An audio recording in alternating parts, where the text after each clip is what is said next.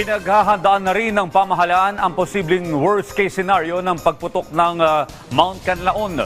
Patuloy namang minomonitor ang posibilidad ng lahar kung magkakaroon ng pag-ulan sa Negros. Si Patrick De Jesus sa detalye.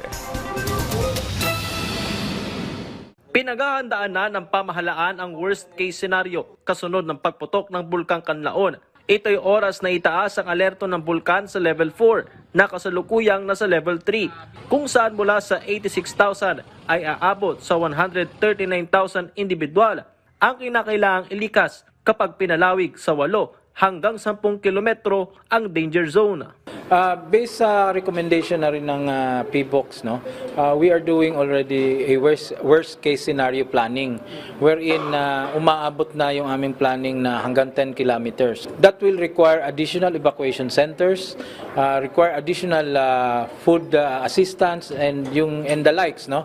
Kasi hindi naman yan after mag-erupt ay babalik na sila kaagad. We still have to assess what happened doon sa mga areas na tatamaan ng worst case scenario or yung very violent eruption.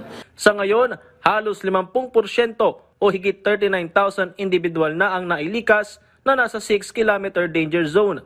Karamihan mula sa La Castellana, La Carlota City at Canlaon City. Tuloy-tuloy ang mandatory evacuation sa mga natitira pang residente. We have to move away from danger. Kasi pag wala na pong tao dyan sa 6, kahit pa ulit-ulit po yung pumutok, wala pong mamamatay. Yung ashfall naman po, there are solutions for that. Pero yung pyroclastic materials, yung density, yung PDC na tinatawag, yun po yung delikado. Kaya natin kailangan alisin yung mga tao sa 6 kilometer. At kung kailangan 8, 10, ay gagawin po natin yan. Yan po ang goal natin. Dapat zero casualty. Meron pong warning na binibigay ito. We don't want na habang pumuputok ay magre-rescue tayo. Bagamat wala pang nakikitang indikasyon para itaas ang alerto, mahigpit na binabantayan ng PBOX ang aktibidad ng Bulkang Canlaon na umakyat sa 31 ang volcanic earthquakes matapos itong mag-alboroto. Minomonitor din ang posibilidad ng lahar kung magkaroon ng pag-ulan sa Negros.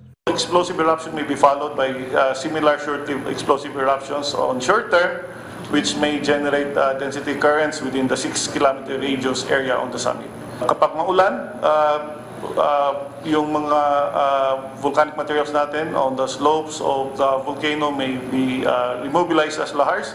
This is very important, especially na umuulan-ulan ngayon sa Canlaon. Naipamahagi na ng DSWD ang food packs, hygiene kits, sleeping kits at iba pang tulong sa mga evacuee. May stockpile din na 87,000 family food packs sa field offices ng DSWD sa Region 6 at 7. Non-stop ang production pa rin ng ating mga family food packs and non-stop delivery also of these family food packs. Patrick De Jesus para sa Pambansang TV sa Bagong Pilipinas.